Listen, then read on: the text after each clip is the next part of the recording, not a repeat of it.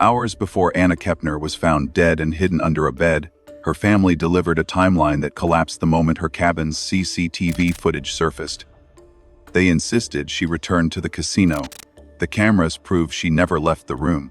They described a normal night. Her ex-boyfriend had already warned them that the stepbrother sharing her cabin was obsessed with her. And while the FBI was still processing the scene, the family authorized a rapid cremation before the public cause of death was even listed on the certificate. Every contradiction, every missing detail, and every accelerated decision now points toward one question. What exactly was this family trying to erase?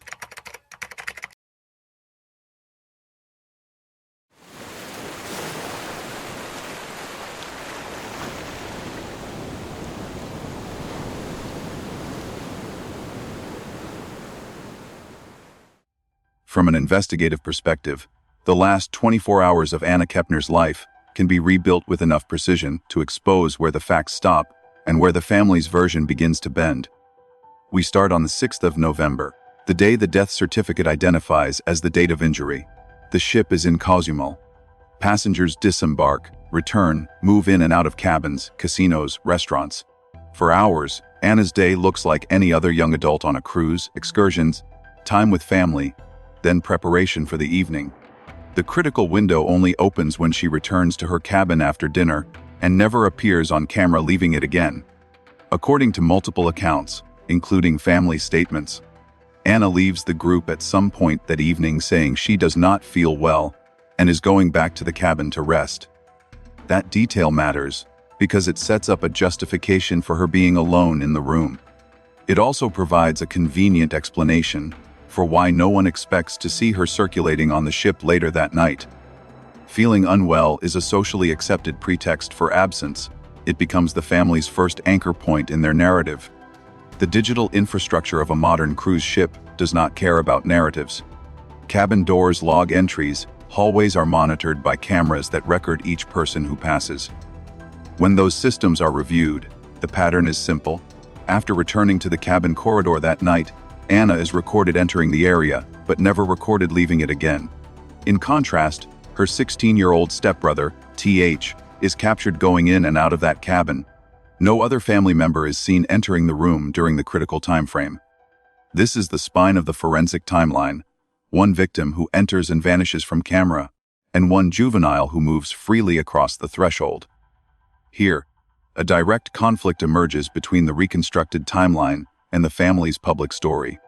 Multiple relatives claimed Anna later went back out, specifically that she returned to the casino. That version of events, if true, would shift the window of opportunity outside the cabin and dilute the implication that the crime is confined to one space and one potential perpetrator. The problem is that the CCTV record does not support it. There is no visual documentation of Anna leaving the cabin corridor to go anywhere, let alone to a casino filled with cameras. This is not a minor discrepancy. In homicide analysis, when family members place a victim in locations where independent records show she never went, the gap is not explained by faulty memory alone. It suggests either that they are repeating unverified assumptions as fact, or that they are actively reinforcing a timeline that moves suspicion away from the only closed environment where the victim's last verified presence is documented. The night progresses. Inside that cabin, according to the ex-boyfriend's later statements, a 14-year-old brother, staying in another room, reports hearing shouting and the sound of a chair being thrown from the direction of Anna's cabin. The content of the argument is described as aggressive, with TH allegedly yelling at Anna in a hostile tone. Whether every detail of that secondary account is precise or not, the key point is straightforward. Someone outside the room perceived a disturbance during the window when only Anna and TH are known to be inside. Despite that, there is no evidence that any adult in the family responded to those sounds by checking the cabin immediately. No welfare check is documented at the time the shouting is reported to have occurred. No one insists on visually confirming Anna's safety that night, even though she is known to be sharing a confined space with a teenage boy she has previously said she does not feel safe around. From a behavioral standpoint, the family's inaction during this phase is as important as their later statements. The night ends without any documented intervention. There is still no image of Anna emerging from the cabin. The next morning, 7th of November, the family narrative shifts to concern. They say she did not arrive at breakfast, that they began looking for her around the ship. But here again, the forensic timeline conflicts with the optics of a worried family conducting a search. Around 7, ship housekeeping receives notice related to the cabin.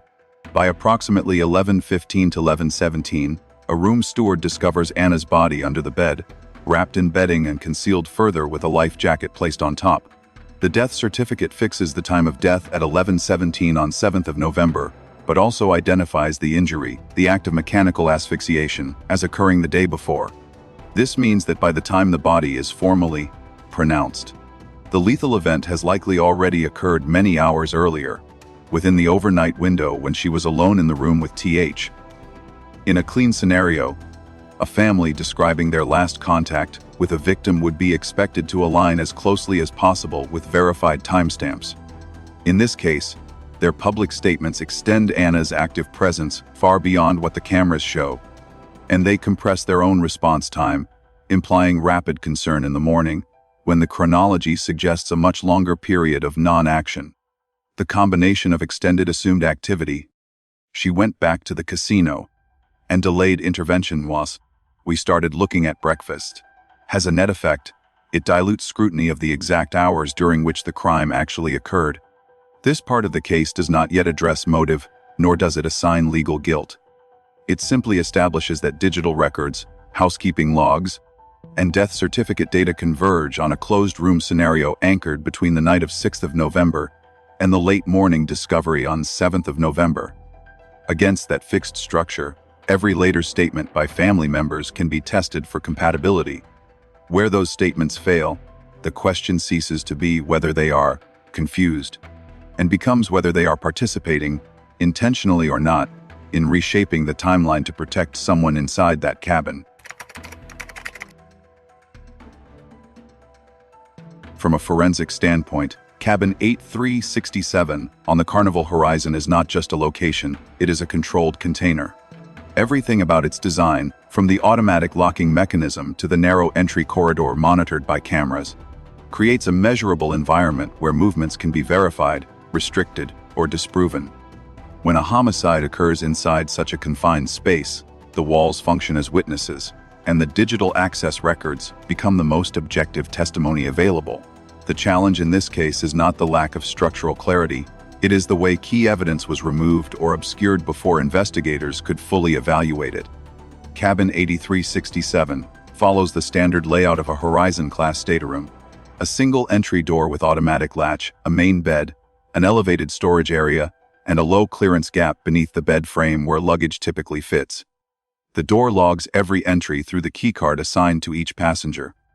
Beyond this, the hallway outside the door is captured on continuous CCTV, documenting every person who approaches or enters that threshold. In other words, any claim about who was present in the cabin must be consistent with these external verification points. When the cabin functions as the final location where Anna was last seen alive, and no footage exists of her leaving, the forensic analysis becomes structurally simple. Either she exited unrecorded, which contradicts the ship's surveillance design, or she remained inside the cabin from the last moment she was observed entering until the discovery of her body the next morning. Digital evidence supports the latter. This places the focus squarely on access control. The only person recorded entering or leaving the cabin during the relevant window was her 16-year-old stepbrother, TH. No other family member, no housekeeping staff, and no third party appear on the hallway footage in timeframes that would provide alternative explanations. This is the fundamental basis of a closed-room homicide. The environment itself eliminates external actors, forcing the investigative lens onto the single individual documented moving in and out of the space. What complicates the analysis is not the surveillance record, it is the absence of a detailed forensic breakdown of the cabin's interior at the moment the body was found. According to the timeline, the room steward discovered Anna's body under the bed around 11:15 a.m., wrapped in bedding and concealed with a life jacket. The manner of concealment is not incidental. It shows deliberate action consistent with Panic-driven concealment, a pattern frequently documented in cases involving juvenile offenders. Instead of staging an elaborate cover-up, the person responsible typically attempts rapid, improvised hiding using whatever materials are immediately available. Sheets, blankets, and loose items from the room, such as life jackets, fit this profile. However, forensic scientists require more than behavioral patterns. They rely on physical indicators inside the cabin, disturbed bedding, wrinkles or creases that indicate a struggle occurring on the bed surface, displaced furniture, scuff marks consistent with dragging or lifting a body, and the positioning of objects that might reveal whether the concealment was done in a hurry. None of this information has been publicly released. The last known state of the room at discovery remains absent from any official account, leaving a major evidentiary gap. That gap is made more consequential by the timing of Anna's cremation. According to the death certificate, she was cremated before any public cause of death was listed, and before additional investigative tests could be completed. This means that the physical evidence, the bruising pattern on her neck, skin abrasions that could indicate a grip, trace DNA under her fingernails, or micro-tears consistent with resistance, can no longer be revisited, cross-checked, or independently reviewed. The cabin remains the only surviving physical environment capable of supporting or refuting competing narratives, yet the state of that environment at discovery is not part of the public record. The combination of environmental isolation and missing physical documentation raises several investigative questions. One is whether the concealment of the body was a solo act, or whether the arrangement of objects could suggest secondary involvement or later manipulation. Since no adults appear entering the cabin on camera, the plausibility of anyone else participating within the time constraints is low. Another is how long the body remained under the bed before discovery. If Anna died on the night of 6th of November, the concealment likely occurred shortly after death. Yet the family's morning search did not include checking the cabin thoroughly enough to locate her. This supports a pattern where the cabin environment was not treated as a potential crime scene by family members, despite the fact that it was the last confirmed location where Anna had been. The controlled environment also highlights the implausibility of the family's repeated claims that Anna left the cabin to return to the casino. In this case, the lack of corresponding CCTV footage showing Anna entering or moving through casino corridors contradicts that assertion. Given the camera density in entertainment zones, the probability of a complete visual absence is negligible. Therefore, the statement operates less as a factual account and more as a displacement narrative, an attempt to relocate Anna's presence outside the cabin, and by extension, to create distance between her death and the young male relative sharing the space with her. Another critical forensic aspect of closed room homicides lies in access windows. If a door remains closed and latched through the night, with only one keycard entering or exiting, the isolation becomes absolute. Any sounds heard by the 14-year-old brother, including shouting or the impact of furniture, support the sequence occurring inside the sealed space. Finally, the concealment pattern itself warrants emphasis. Placing a body under a bed requires lifting or dragging, both of which often leave minor, but detectable disruptions in the environment, indentations in carpet, shifted objects, or fabric pulled at angles inconsistent with routine use. If photographed and documented properly, these features can indicate whether the concealment occurred during panic, how long the concealment took, and whether the person acted alone. Within this closed system, every alternative explanation collapses. The environment does not support the presence of an unknown intruder. The access records do not support the involvement of any adult family member. The concealment pattern does not support a natural death, and the absence of detailed interior forensic documentation, combined with the premature cremation, raises legitimate scrutiny over whether critical evidence was lost, overlooked, or intentionally removed from the investigative pathway. The variables are few, the movements limited, and the margin for narrative distortion narrows to almost zero. The death certificate establishes the most objective fact in this case. Anna Kepner died from mechanical asphyxia, inflicted through a bar hold, and classified as a homicide by other persons. This phrasing is not ambiguous. In forensic pathology, it eliminates an entire category of explanations: natural causes, accidental choking, positional asphyxia from intoxication, and self-inflicted airway blockage. A bar hold, essentially an arm compression choke, requires applied pressure, sustained effort, and deliberate positional control. The mechanics alone undermine every attempt by relatives to frame the incident as accidental or unexplained. Understanding the significance of mechanical asphyxia requires breaking down the physiological sequence that occurs when external force obstructs airflow or blood flow to the brain. In a standard bar hold, the forearm presses across the front or side of the neck, while the other arm locks behind the victim's head to maintain leverage. When applied from behind, it can obstruct both carotid arteries and compress the airway simultaneously. When applied from the front or side, it often results in asymmetric bruising, depending on the hand placement and pressure points. The death certificate's use of this term indicates the medical examiner observed structural indicators consistent with this mechanism, marks, bruising patterns, or soft tissue damage that match the pressure of an arm, not an object. The certificate also confirms the absence of intoxicants and the absence of assault. These 2 points carry investigative weight. First, no intoxicants mean Anna was not incapacitated by substances, eliminating the possibility that she passed out and fell into a compromising position. She was conscious during the initial phase of the event. Second, the absence of assault means the homicide is not tied to a directly documented assault event, but this does not rule out a motivated conflict.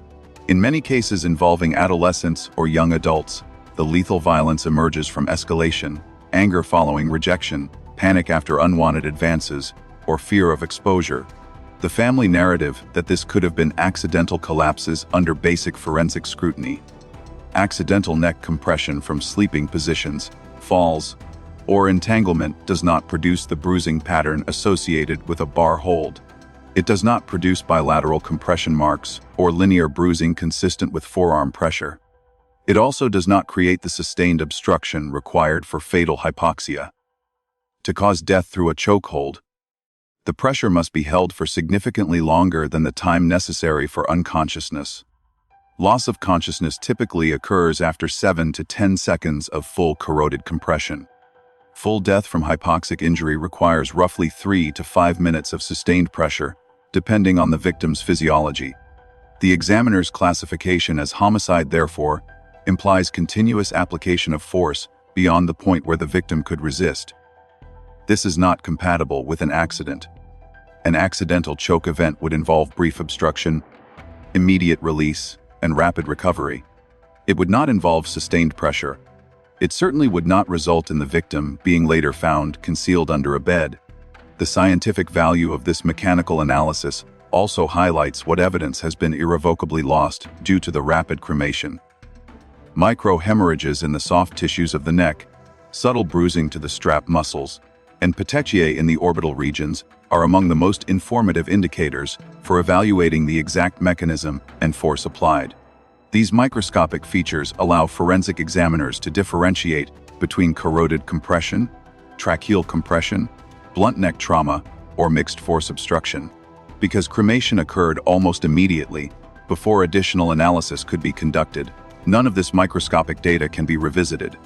No independent forensic panel can re-examine the tissues. No court-appointed pathologist can re-evaluate the hemorrhage patterns. What remains is only the initial determination, a determination that already points unequivocally toward homicide. The destruction of the body prevented any deeper analysis that might further clarify the angle of arm placement or the exact sequence of compression. Forensic pathology also uses hyoid bone fractures or thyroid cartilage damage to assess the force applied. Although the death certificate does not specify these details publicly, they often appear in strangulation events involving older adults. In younger individuals, the hyoid bone is more flexible and fractures less easily, but soft tissue damage is usually present. Again, any deeper analysis of those structures is now impossible. This directly undermines the family's attempts to shape the narrative. When relatives insist on explanations like fainting, falling, positional suffocation, or other accidental mechanisms, they are asserting claims that the physiology of the bar hold makes untenable. Those claims appear not only scientifically inaccurate, but strategically convenient, aligning with a pattern in which the environment, the timeline, and now the body itself are consistently altered, minimized, or removed from scrutiny at the earliest opportunity. Concealing the body under a bed after the event is not panic-induced clumsiness, it is post-offense behavior. Agreeing to cremation before the full cause of death is publicly released is not a grief response, it is an obstruction of future forensic validation. In cases where the victim is found in a confined environment with a single other individual documented, entering and exiting the space, the forensic mechanism becomes especially important because it clarifies whether the physical act could have been unintended. In Anna's case, the bar hold, the sustained compression, and the classification of homicide eliminate ambiguity. Mechanical asphyxia did not just kill Anna, it also exposes how incompatible the family's public narrative is with the documented science of her death. From an investigative standpoint, the testimony of Joshua Weston is the only account originating from outside the family's internal narrative, making it a critical counterweight to the versions offered by relatives after Anna's death. When aligned with the known data, CCTV, cabin access records, and the manner of death, Joshua's testimony exposes a progression of conduct that escalated over months and culminated in the final hours inside cabin 8367. The most significant event he describes occurred during a late-night FaceTime call, approximately 9 months before the cruise. During that call, he witnessed TH enter Anna's room uninvited and attempt to climb onto her while she was asleep. The reaction was immediate. Joshua confronted him verbally, prompting TH to flee. The detail is not merely anecdotal, it establishes a behavioral starting point, an unsolicited attempt to access a vulnerable individual's private space. In forensic behavioral analysis, an incident like this represents an intrusion boundary violation, the first marker in a pattern that often escalates if unaddressed by guardians. Following that incident, Anna reportedly told Joshua that she had been warned not to disclose what happened. The significance of that threat lies in its purpose. It indicates the individual understood the inappropriateness of his own action and attempted to prevent external scrutiny. They also demonstrate that the behavior was not incidental, but consciously concealed. Joshua's testimony further includes details about TH frequently carrying a large knife. This possession is not inherently criminal, but in the context of his earlier conduct, it contributes to a pattern of volatility and vigilance. Weapons carried by minors in domestic settings often serve psychological functions: intimidation, a sense of power, or preparation for confrontation. Whether or not the knife played a role in the events on the cruise, its presence reinforces a profile of a teenager with unstable boundaries and a propensity toward risky behavior. It also signals that Anna's unease around him had tangible grounding. On the night of November 6, while Anna and TH were alone in cabin 8367, the younger sibling reportedly heard shouting, aggressive tone, and the sound of a chair hitting a surface. This observation fits precisely within the window documented by CCTV: Anna inside the cabin, no recorded exit, and TH moving through the doorway. The sounds of conflict originating from a sealed cabin match the physical nature of the homicide mechanism, mechanical asphyxia, far more closely than any narrative suggesting an accident or misadventure. It suggests a confrontation, not an unforeseen collapse. Despite these red flags, attempted access while she slept, threats, volatile behavior, and reports of conflict, Joshua stated he communicated these concerns directly to Anna's parents before the cruise. According to him, the warnings were dismissed or minimized. This is where the investigative questions intensify. Why would a guardian ignore first-hand accounts that their daughter felt unsafe? Why, after receiving credible concerns, would they later arrange for Anna to share a cabin overnight with the same individual involved in the earlier incidents? This parental inaction becomes even more relevant when contrasted with the public statements by Anna's grandparents, who insisted that Anna and TH were two peas in a pod, suggesting a close and harmonious relationship. Their description is incompatible with Joshua's account and with Anna's reported fear and discomfort. The discrepancy between these two narratives cannot be reconciled simply through subjective interpretation. Either Anna misrepresented her concerns to her boyfriend and brother, or the family chose to misrepresent their internal dynamics to the public. Given the forensic timeline and the fatal outcome, the latter becomes the more plausible scenario. This is one of the reasons his testimony holds particular weight. It is not merely a retrospective account, but a documented pattern that aligns with the known forensic outcome. The manner of death was not sudden or accidental, and the history provided by Joshua gives context for why a confrontation might have occurred that evening. It also challenges attempts by family members to present the incident as unforeseeable or inexplicable. The investigative value of Joshua's statements is amplified by what happened after the homicide.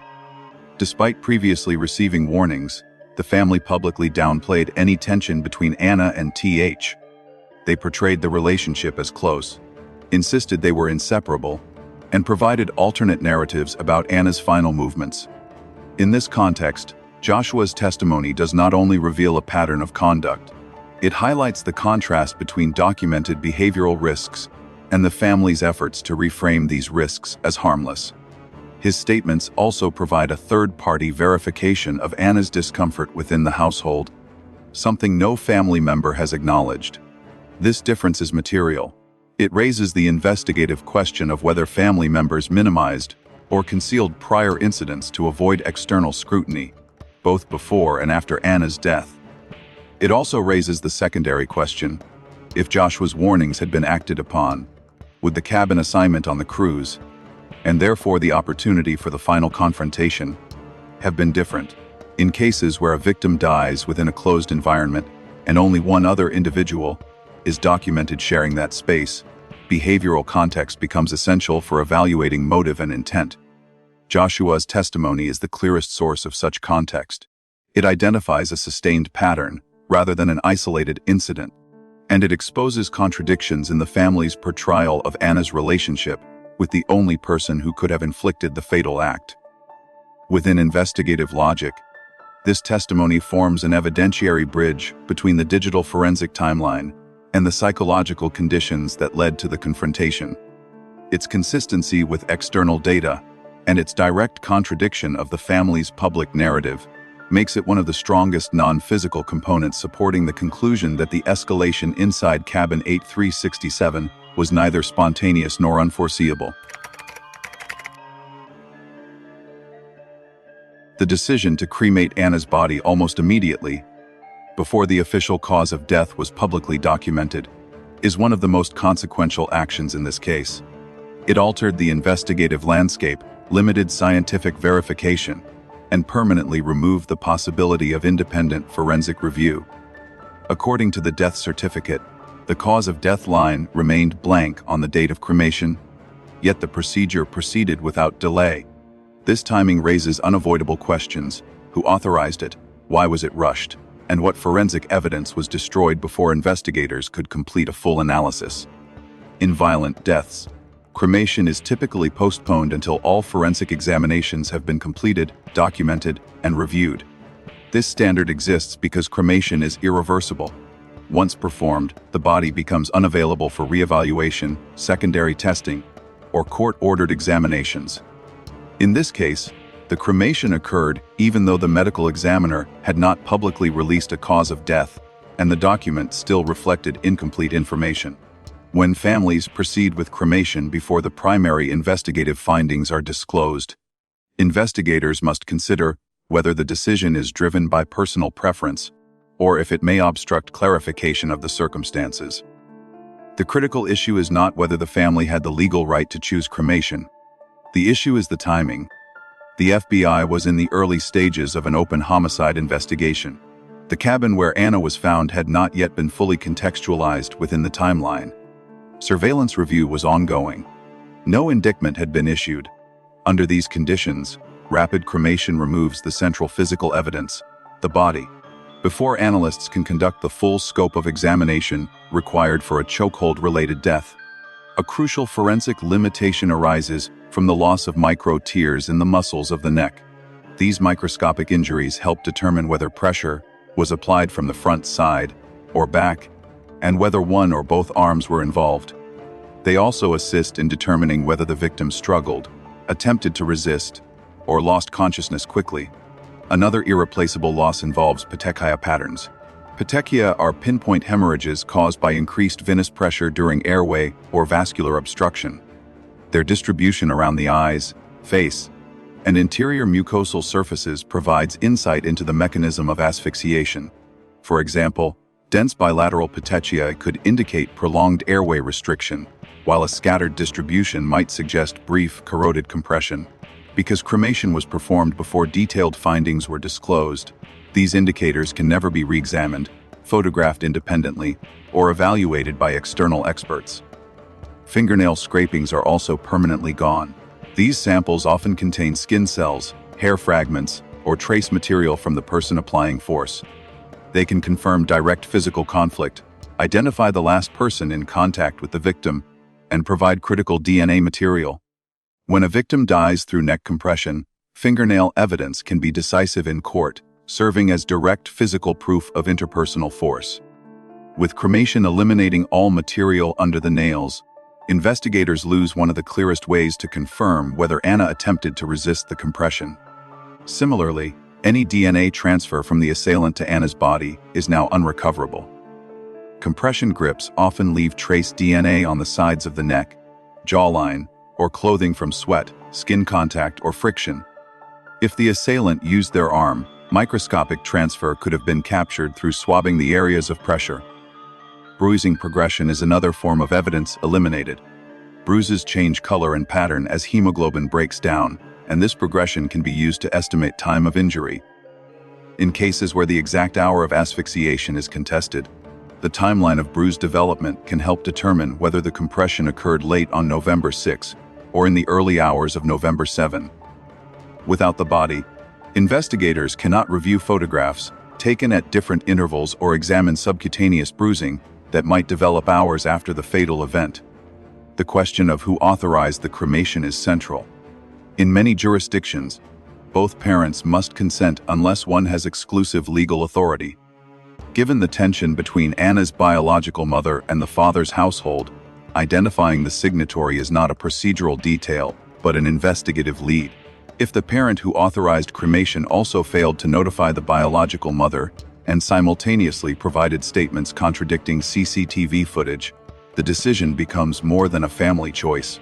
It becomes a potential indicator of an effort to limit independent scrutiny. Another unresolved question is why the family proceeded so quickly. Families mourning sudden death often delay cremation until at least preliminary reports are publicly disclosed. This delay allows them to understand what happened and ensures the body is not cremated before clarity is achieved. In contrast, Anna's cremation occurred before the cause of death was entered on the public certificate, and while the FBI investigation was at its earliest stage. This unprecedented speed raises concerns, especially when paired with the family's contradictory claims about Anna's movements, their inconsistent portrayal of the stepbrother, and their avoidance of providing certain details. Investigators also evaluate the possibility that the cremation was intended to prevent exhumation requests. In homicide cases with disputed cause or mechanism of death, courts sometimes authorize re-examination of the body. Cremation eliminates this option entirely. If evidence later emerges contradicting the initial findings, the body cannot be reopened, and a second autopsy cannot be performed. By choosing cremation before the investigative record was complete, the family effectively removed the only piece of evidence that could not be contradicted or reinterpreted. Rapid cremation did more than accelerate a family decision. It closed the door on full scientific evaluation and permanently sealed the most important forensic record. In investigations where access is limited, timelines are narrow, and statements conflict with objective data. Such an action carries implications that extend far beyond mourning practices. The cremation did not only remove the body, it removed the possibility of complete clarity. The most revealing information in this case did not come from the FBI, Carnival Cruise Line, or the medical examiner. It came from an unrelated divorce proceeding in a Florida courthouse. A routine family court filing involving Chantel and her former husband inadvertently disclosed that the 16-year-old stepbrother, TH, was the primary suspect in Anna's homicide. Before this leak, the family repeatedly stated that no one was under suspicion and that investigators had not identified any individual of concern. After the leaked document became public, those statements collapsed. The divorce filing contained a request from Chantel's ex-husband seeking to limit her custody rights over their shared children. His attorney argued that the environment in Chantel's current household was unsafe due to the ongoing homicide investigation involving her son. That statement, entered into a court record, publicly confirmed what the family had been avoiding. The FBI was investigating the stepbrother and had not dismissed him as involved. The filing was not speculative language, it was grounded in formal communication between attorneys and the court. In legal terms, such language is never used casually. Attorneys do not cite homicide investigations unless they have verifiable reason to do so. This leak forced the family's narrative into the open. For weeks, they had maintained that they did not know what happened and that there was no indication of wrongdoing by any family member. The court document contradicted this directly. It exposed that individuals inside the household were aware of the suspect's identity, while publicly denying that anyone was under scrutiny. It also showed that the family was attempting to minimize the situation during interactions with outsiders, but recognized the seriousness of the investigation when legal oversight was involved. The next development came when the court issued an order requiring Anna's father to appear and testify on December 5. This subpoena was not optional. It signaled that the court considered the father's testimony relevant to determining whether the household was capable of providing safe care for minors. Court systems do not summon a parent into a custody hearing unless there is evidence suggesting potential negligence, concealment, or failure to supervise. The hearing's purpose was nominally unrelated to Anna's death, yet the homicide investigation had become central to evaluating the family's suitability as guardians. The requirement for Anna's father to testify created additional pressure, because any inconsistent statement could have legal consequences. Under oath, he would no longer be able to claim confusion or rely on vague explanations. The court would expect clarity on household dynamics, supervision practices, and the events on the cruise. Additionally, his statements would become part of an official record, accessible to investigators if needed. This explains why the family's public statements became more cautious after the subpoena was issued. What they said outside the courtroom could no longer diverge from what they would soon be required to say inside it. The attorney representing Chantel's ex-husband further stated that the family environment lacked adequate competency to supervise children. This comment, made in the context of a custody dispute, indicates that multiple adults from outside the father's side of the family believed there were long-standing issues within the household. The claim was not limited to the incident on the cruise. It referenced broader patterns. For investigators, this assertion adds another dimension. It raises the possibility that the risk factors present on the cruise were not isolated events, but part of a systemic failure in supervision and structure. The leak also revealed contradictions in the family's statements regarding TH's condition. Before the divorce documents surfaced, relatives insisted he was stable and innocent. After the leak, they shifted to describing him as struggling or overwhelmed. This shift in tone suggested that the family had been privately aware of concerns related to the teenager well before acknowledging them publicly. The sudden pivot raises questions about whether the earlier denials were intended to shield the household from scrutiny, not to provide accurate information. The legal implications extend beyond the homicide investigation. Family court proceedings examine patterns, not isolated incidents. The presence of a homicide suspect in a household is viewed not only as a criminal issue, but as a failure of guardianship. The court's involvement means that the father and stepmother were suddenly required to defend their supervision practices, explain inconsistencies, and justify decisions that placed minors in shared rooms on the cruise. One of the most important consequences of the leak is that it placed the family under indirect judicial monitoring.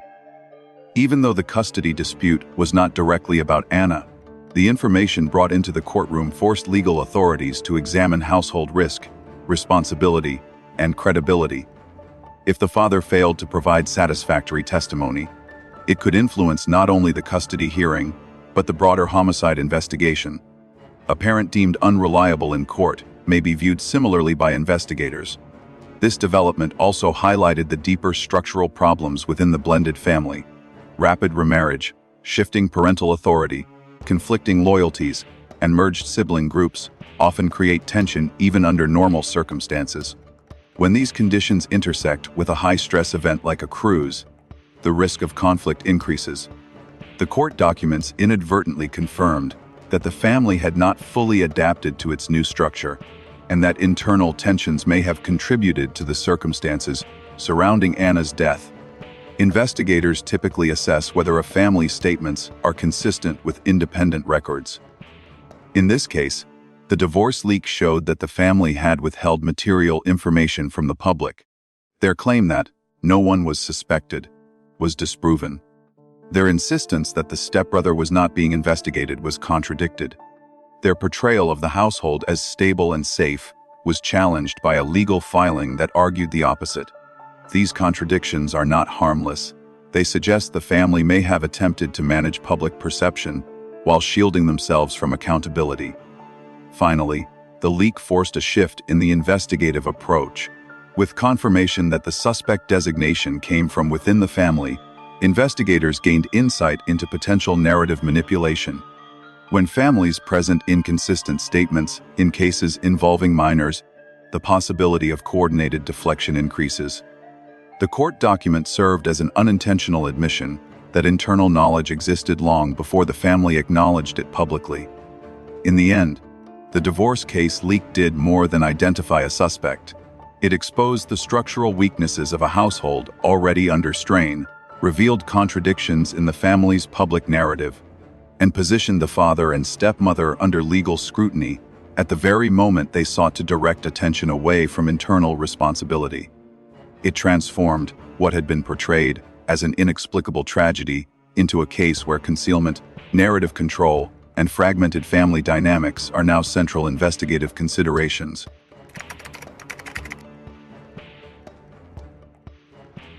From a forensic risk perspective, the decision to place an 18-year-old girl in a cruise cabin with two younger male relatives was not a neutral logistical choice, it was a structural failure. In a blended family marked by relationship changes, shifting loyalties, and tension, the cabin assignment removed safeguards and increased risk.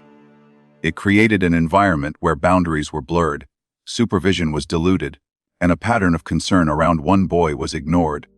Blended family dynamics are not inherently dangerous, but they require structure.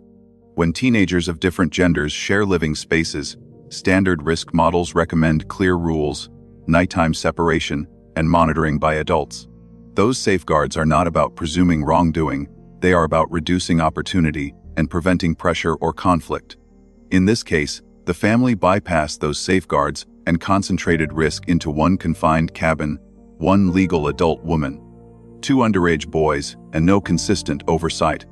According to multiple accounts, Anna had already said she did not feel safe at home. That statement should have triggered a conservative approach to room assignments. When a young woman in a complex household says she is uncomfortable in her own environment, responsible guardians err on the side of distance and clarity, not enforced proximity. Instead, the arrangement on the Carnival Horizon placed her overnight with the person linked to earlier concerning behavior, then left that configuration unmonitored. Privacy was limited. Late-night movements could not be separated by doors or distance. In any family system that has encountered problematic behavior, or suspicion of it, sharing a room under these conditions would be considered a red flag. Yet here, not only was it permitted, it was treated as normal. The lack of adult supervision compounds this decision. Adults on the ship were not in an adjoining cabin with an internal door. They were not conducting checks during the night. They did not insist that at least one parent sleep in the same space as Anna. Instead, they relied on assumptions that nothing would happen, that past concerns could be disregarded, and that a closed cabin populated only by teenagers would manage itself. Forensic risk analysis treats those assumptions as negligence because they ignore vulnerabilities. When Anna said she felt unwell and went back to the room, that should have been the moment an adult either accompanied her or checked on her afterward. A vulnerable family member reporting illness in a dense environment far from home should not be left unsupervised with minors. Yet no adult went to verify her condition that night, and no one entered the cabin during the critical hours when the fatal event occurred. Blended families introduce complexity because emotional alliances are divided. A parent may feel pressure to protect a new partner's child while also responsible for their own. In this case, the decision to house Anna with both boys appears to reflect a desire to treat all teenagers equally, superficially fair but oblivious to underlying risk. Forensic models of opportunity stress that most acts of interpersonal harm among adolescents are not planned in a strict sense. They are situational. They occur when access, privacy, emotional stress, and lack of oversight converge. The cabin layout, the absence of adults, and the family's knowledge of tension formed that convergence. The chain of negligence becomes visible when each decision is linked. First, concerns raised by outsiders were not acted upon. Second, despite those concerns, Anna was placed in a shared room with boys who were not her full siblings. Third, when she indicated she was not feeling well, no adults stayed with her or checked regularly. Fourth, the adults accepted her absence from later activities without confirming her location, even though she had reportedly returned to a cabin occupied only by minors. Each step alone might be framed as a mistake. Combined, they constitute a clear pattern. This pattern matters because it transforms the context of the crime scene from misfortune to preventable outcome. Investigators assessing negligence do not ask only what happened inside the cabin, they ask why the conditions for it were allowed in the first place. In blended families, the duty of care includes anticipating points of friction, especially where prior incidents or complaints exist. By ignoring Anna's expressed discomfort and assigning her to that room, the family did not overlook a detail. They created the setting in which a confined, unsupervised confrontation could occur. The conclusion from a risk analysis view is clear. Anna should not have shared that room. The decision to place her there was inconsistent with principles of safeguarding in complex family systems and contributed to the conditions that made the fatal event possible. While the act itself is the responsibility of the person who applied the fatal force, the configuration of the environment belongs to the adults who arranged it, and that configuration failed her. The family's public statements after Anna's death form a separate evidentiary layer, independent from forensic data, but equally revealing. When compared against the verified timeline, cabin access records, and surveillance footage, these statements show internal contradictions, selective omissions, and narrative adjustments that collectively suggest an attempt to manage perception, rather than clarify events. Understanding these discrepancies is essential, because they influence how the case was framed in the first hours, where scrutiny was directed, and which details were diverted away from public focus. The first major inconsistency is the family's failure to notify Anna's biological mother. Instead of receiving direct communication from the father, stepmother, or grandparents, she learned of her daughter's death through Google. This detail is not an emotional grievance, it is a procedural anomaly. In cases involving unexpected death, immediate notification of the next of kin is standard. When the parent who shares legal rights is excluded entirely, investigators typically ask whether the omission was due to chaos, neglect, or a deliberate attempt to contain information. Given that the father and stepmother were both present on the ship, their silence cannot be attributed to logistical confusion. The biological mother's exclusion points to an early effort to control who had access to information and when. A second inconsistency emerges from the grandparents' televised statements describing Anna and the stepbrother as extremely close, using phrases like, "they were inseparable." This portrayal directly contradicts CCTV evidence, showing that Anna never left the cabin during the final night. It also conflicts with the documented concern she expressed to others outside the household. Most importantly, it clashes with the family's own claim that she returned to the casino later that evening. If Anna and the stepbrother were as close as portrayed, the family's description of her movements should align with observed behavior. Instead, the statements function as character framing rather than fact. The claim that Anna, left the room, or went to the casino, is the most visible contradiction. CCTV review showed she never exited the corridor after returning to her cabin. In such ships, casino entrances, hallways, and elevator thresholds are closely monitored. Absence of footage is not a technical glitch, it is evidence of non-movement. When a family provides a location that digital surveillance disproves, investigators treat the false statement not as a mistake, but as a deflection that redirects attention away from the closed environment where the homicide occurred. No relative has explained how they concluded she went to the casino or why they insisted on an activity contradicted by objective data. Another unresolved gap concerns the family's lack of immediate concern when Anna did not reappear the night before her body was found. According to their own statements, none of the adults checked the cabin during the night of November 6 or early morning of November 7. For a teenager who had stated she was not feeling well, this absence of oversight is unusual.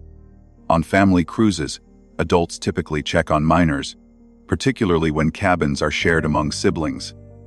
The question is not whether the family was negligent, it is why they maintained this narrative.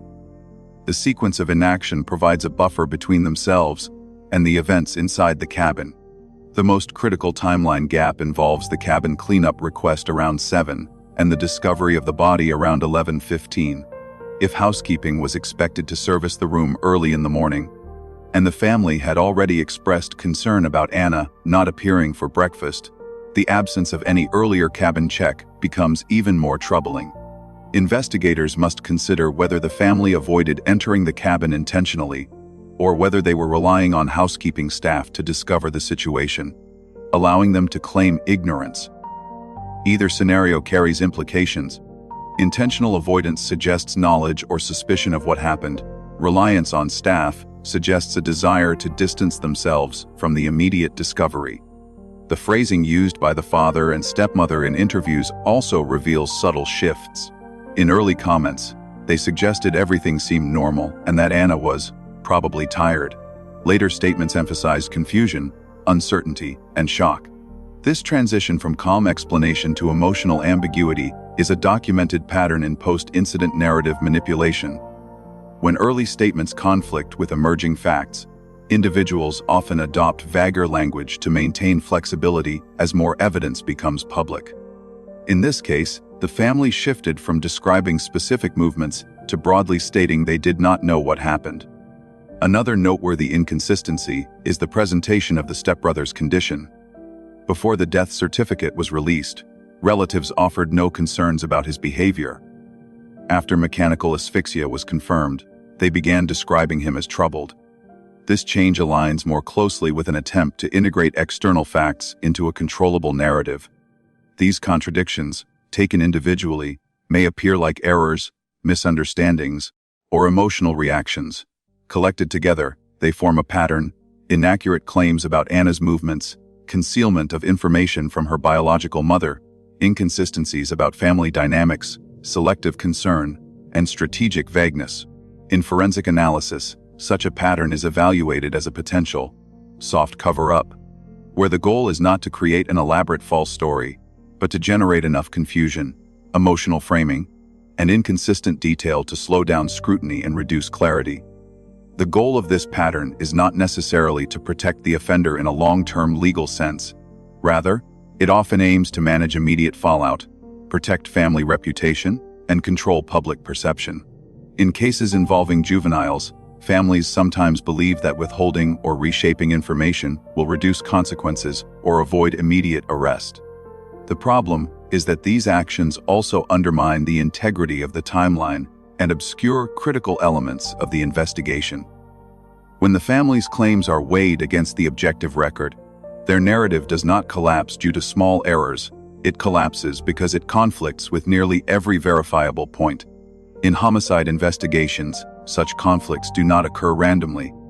They emerge when individuals speak from the standpoint of loyalty, fear, or self-protection rather than factual accuracy. In this case, the sum of discrepancies aligns too closely with a coordinated effort to control the story rather than clarify it, raising legitimate questions about whether the family's statements were made to inform investigators or to shield the only other individual inside the cabin, where Anna died. To understand the position of the stepbrother in this case, the analysis must shift away from individual incidents already documented and toward the broader behavioral landscape surrounding him: patterns of decision-making, emotional volatility, environmental triggers, and the family's protective structure that appears to have kept those traits from external scrutiny. This broader profile reveals a constellation of risk indicators that were present long before Anna's final day on the Carnival Horizon. One of the defining elements in the stepbrother's profile is his position within a rapidly assembled blended family. The structure around him changed twice in a short time period. Anna's father divorced one spouse, entered a new marriage, and merged multiple children into a single household. The absence of consistent parental oversight, shifting authority figures, and competing siblings can produce a heightened sensitivity to perceived threats or challenges. Such environments are not neutral. They create stress points that can magnify pre-existing tendencies toward fixation, impulsivity, or reactive aggression.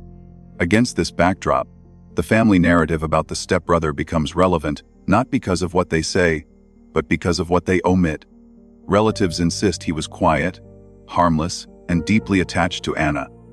Yet these statements carry a strategic vagueness.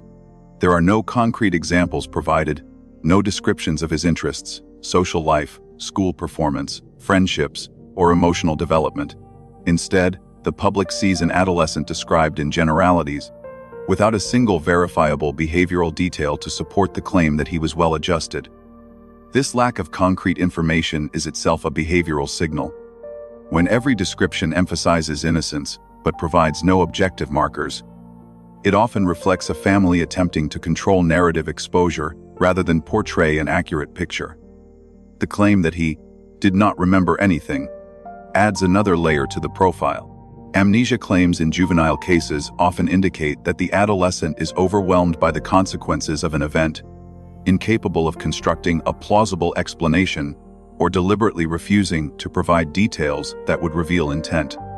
From a forensic standpoint, memory loss is one of the least reliable indicators of actual mental instability. Without corroborating evidence, such as prolonged psychiatric history, documented dissociation, or earlier memory lapses, the statement functions primarily as a protective mechanism. It is designed to create a barrier between the adolescent and the investigative process. The family's reinforcement of this barrier is equally revealing. They publicly described him as fighting demons, an expression that implies deep internal conflict but remains undefined. Vague references to inner turmoil without supporting evidence commonly appear when families attempt to reduce perceived culpability or frame the individual as overwhelmed rather than responsible. Importantly, no prior record exists of the family seeking mental health assistance for him, despite their claim that he struggled. This contradiction suggests the phrase emerged after the incident as a narrative tool rather than a factual description of his psychological state. Another behavioral component that distinguishes the stepbrother profile is his interaction pattern with stress. Adolescents who experience emotional instability in blended households frequently struggle with displacement of anger, hypersensitivity to conflict, and difficulty navigating interpersonal rejection. These traits often manifest in contained environments where social pressure is low and supervision is absent. A cruise cabin, compact and insulated, creates exactly that type of environment. Even without referencing prior incidents, the cabin setting alone becomes a high-risk space for reactive adolescents who have difficulty managing confrontation, criticism, or perceived loss of control. The fixation component of the profile is not limited to personal interest in Anna, but also includes a broader pattern, directing emotional intensity toward a single person or focus point when other parts of life lack stability. Adolescents with poor coping mechanisms often channel unresolved stress into specific relationships, regardless of whether the attention is reciprocated. This is not a narrative of affection. It is a symptom of emotional imbalance. Environmental triggers also matter. The cruise represented a departure from daily routines, peer networks, and familiar structures. Such disruptions often intensify adolescent instability. especially for individuals who rely on routine or predictability to manage their emotions. The combination of enclosed space, proximity to the focus of their attention, and the absence of external social modulation increases the likelihood of escalation. Another overlooked part of the profile is the family's long-standing pattern of minimizing or concealing internal problems.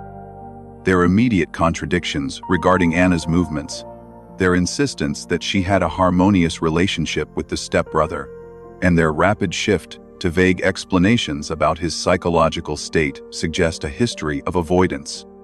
The absence of any documented disciplinary issues, counseling history, or behavioral interventions does not indicate that the stepbrother was stable.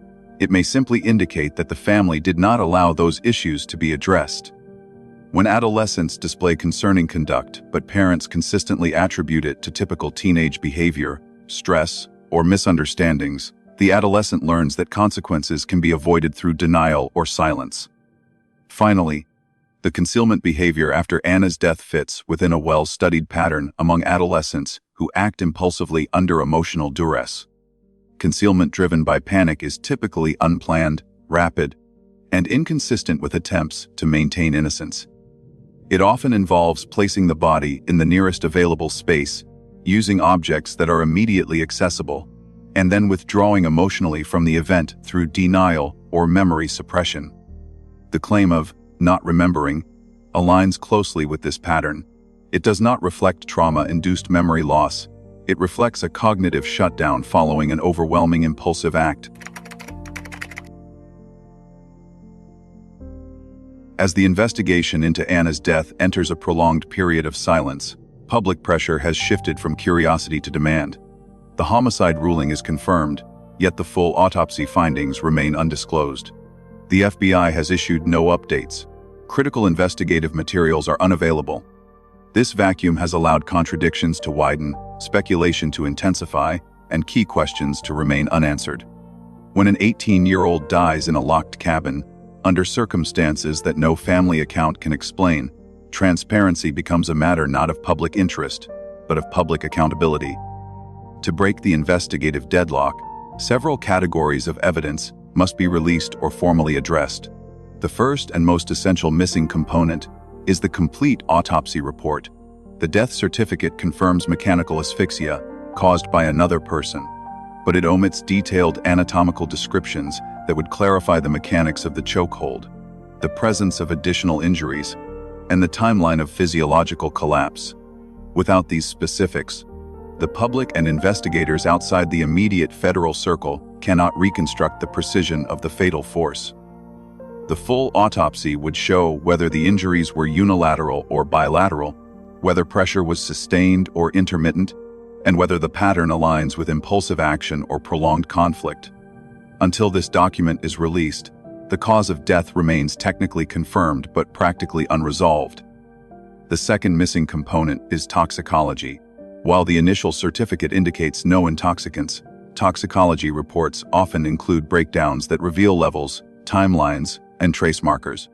Forensic analysts rely on these markers to determine whether the victim was conscious during the fatal compression, whether any substances could have impaired response time, and whether any conflicting interpretations need to be ruled out.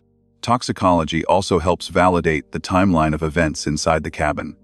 Delays or omissions in disclosing the full toxicology profile hinder clarity on whether Anna was capable of movement or resistance at different points in the night. The third missing component is the complete cabin entry log. Although it is known that only the stepbrother's keycard registered movement during the critical hours, the full log would show minute-by-minute entries, including timestamps for any attempted access, housekeeping scans, or system errors. Logs also confirm whether the auto-lock engaged at expected intervals, whether there were any failed entry attempts, and whether any secondary card was programmed. Another essential piece of information is the chokehold diagram from the autopsy. This diagram illustrates force direction, anatomical impact points, and pressure zones. It clarifies whether the compression was executed from behind, from the front, or from the side. It also distinguishes between arm-based compression and pressure applied by an object. However, because the homicide ruling is established and the cabin environment was isolated. Withholding the diagram reinforces the perception that critical information is being suppressed. Releasing a redacted version would provide clarity without compromising sensitive identities. Equally important is the statement from Anna's 14-year-old brother. He reportedly heard shouting and a chair striking a surface inside the cabin, while Anna and the stepbrother were alone. Whether his statement describes a struggle, a confrontation, or general noise, it is a primary data point, but its exact wording remains unknown. Without clarity on how the FBI evaluated his statement, the public cannot assess whether his testimony was central, peripheral, or discounted. The release of full CCTV footage is also necessary to resolve contradictions. The family claimed Anna left the room and went to the casino. CCTV indicates she did not. Yet the public has not seen the footage or a timestamped sequence proving her last known movements. In high-profile cases, investigative agencies sometimes release limited CCTV segments to confirm or disprove misleading claims. Doing so here would eliminate lingering questions about whether the surveillance coverage was complete, whether blind spots existed, or whether Anna could have left the cabin unrecorded. The cumulative absence of these materials fuels a broader concern about accountability. A homicide occurred in a space that was supposed to be supervised indirectly through family oversight and structurally through crew's security. Neither safeguard functioned properly. Adults on board did not check on Anna after she reported feeling unwell. Cabin arrangements placed her in an avoidable risk environment. Family statements contradicted documented movements. And once the body was discovered, rapid cremation eliminated every possibility of secondary forensic review. Without official comment, the public cannot ascertain whether the investigation has progressed, stalled, or shifted focus. Silence also allows inconsistent family statements to remain unchallenged. In the absence of clarity, the family's initial misstatements about Anna's movements, claims now disproven by CCTV, remain part of the public record despite being factually inaccurate. That lack of correction erodes confidence. Public pressure, therefore, plays a stabilizing role. When critical information is missing, public demand becomes a corrective force pushing institutions toward transparency. The homicide ruling already places the case beyond ambiguity. What remains is to establish what occurred inside the cabin, who was responsible, and whether the adults charged with safeguarding Anna were negligent in ways that facilitated the fatal outcome. The closure of this case depends on transparency. Without it, the silence surrounding Anna's death becomes another barrier, obscuring accountability instead of illuminating it. The evidence exists. What is missing is the willingness to release it.